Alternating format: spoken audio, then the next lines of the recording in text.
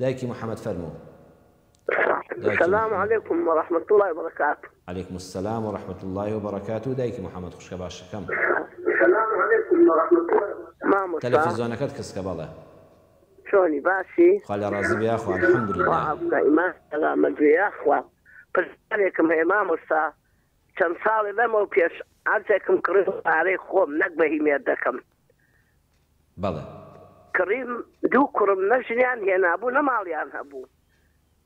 پرسم بە ماڵەکان کرد مامۆستان بان کرد وتم بۆم هەیە بێم بەوان گونابار نابم وتی ماڵی خۆتە هەرچێکی لێکەی.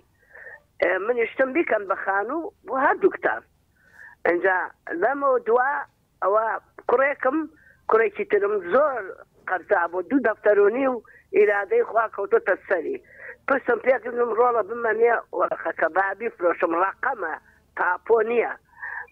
خۆمان 2 دەفتەرونیمان پێیا بوو وتیان وڵا دەفتەرونیە کەکە وتیان ئەگەر لەم ماوەیە ئەبێ بە تاپۆ 10 دەفتەرەکە بۆ ئەیفرۆشی منیش لێگەڕام. جا ئێستا پرسیارەکەم ئەوەیە قەرەقم ئایا زەکاتەکە چۆرچۆنیە ئێستا بێم یان وەختێ فرۆشتم ئەگە فرۆشتم نەشم فرۆش ئەوان بۆ خۆیان بەکارهێنا حسابێکم بۆ ڕوون کەرەوە مامۆستاگیان وا دەزا و باتەوە ئیشەڵڵا. بەسەر چاوت دەستەکانت خۆش بێ باشە دەستەکانت خۆش بێ. دایکی محەممەد فەرمووی چەند ساڵێک لەوێ پێش زەویم کڕی بابەتەکەی بە درێژی ڕوون کردەوە باسی زەکاتی کرد. بەڕێزان ئەو زەکا دایکی محەممەد ئەوانەی کە وەکو جەنابیشتن زەویەکت کڕیوە 2 دەفتەرونیوت پێداوە. ئێستا هاتۆتە سەر دەفتەرونیوە واتە زەویەکە نەک زیادی نەکردووە. ئێستا کە دەتەوێت بیفرۆشی بۆ نمونە دەفتەرێکی لێ بۆتەوە بە 2 دەفتەرونی پێداوە 2 دەفتەر دەکات زیادی نەکردو بەرهەمی نێناوە. ئەنجا بۆیت کڕیوە کە ئەم 2 کوڕەت بیکەن بە خانوو بۆ خۆیان کرێکی خەڵک نەبن ئەمە نێتێکی زۆر جوانە پارەی حەڵاڵی خۆتە. کوڕێکت بەداخە کەوتۆتە ژێرباری قەرزە و دەتەوێت بۆی بفرۆشی.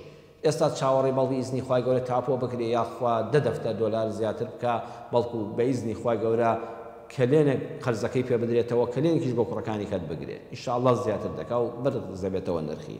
بەڵام بەنسبەت زەکاتەکەیەوە دایکی محەممەد هەر ڕۆژێک فرۆشتت هەر ڕۆژێک فرۆشتت ئێستا لەوە چێ جەنابەت 4-5 ساڵ بێمە زەوێت دانابێ زەکاتی هەموو ساڵی لێمەدا چونکە ئەمە زەویەکی تیجاری نییە ئەمە زەویەکی 50 دەفتەری نییە ئەمە زەویەک نیە لەسەر زەویەکی تیجاری جادەیەکی عام بێ وەکو چەکی بانک وا بێ ئەمڕۆ بڵێ دەیفرۆشم 10 مشتری لەسەری حاضر بێ بیکا بە بینایی تیجاری.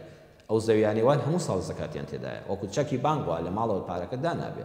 بەڵام ئەو زەویانی کە کەوتون تۆ 2 دەفتەرونیوت پێداوە سە دەفتەرونیوەک دەکایان 2 دەفتەر دەکا یان نافرۆشێت چاوەڕێەوەی تاپۆ بێ ئەمە زەکاتەکەی یەک جار لێ بدە یەک جار کە فرۆشتت دایکی محەممەد کە پارەکەت هێنایەوە ماڵەوە بە ئیزنی خوای گەورە کە دەفتەرەکەی کرد لەو دەفتەرە 25 وەرەقەی خۆتی لێ بدەن پارەکە مەبەوە ماڵەوە مەیدە منداڵەکانت هەتا 25 وەرەقە لەو دەفتەرە دەدەی هەتا لە دەفتەرێکە 2 وەرەقە و نیو دەدەی بە 5 دەفتەر فرۆشتن ئەتر ئەوە لە دەفتەرێکە 2 وەرەقە و نیو بدە باشە ئەتر ماڵەکەت پاک دەبێتەوە ماڵەکەت پاک دەبێتەوە بە یەک جار زەکات بەڵام کە پارەکەت وەرگرت لە ڕۆژی فرۆشتنەکەدا چونکە زەویەکە چەند ساڵێکە هەتا لە هەمووی پاک دەبێتەوە و ئینشاءالله خوا بەرەکەت دەخاتە ڕزق و ڕۆزی هەموو موسڵمانانەوە.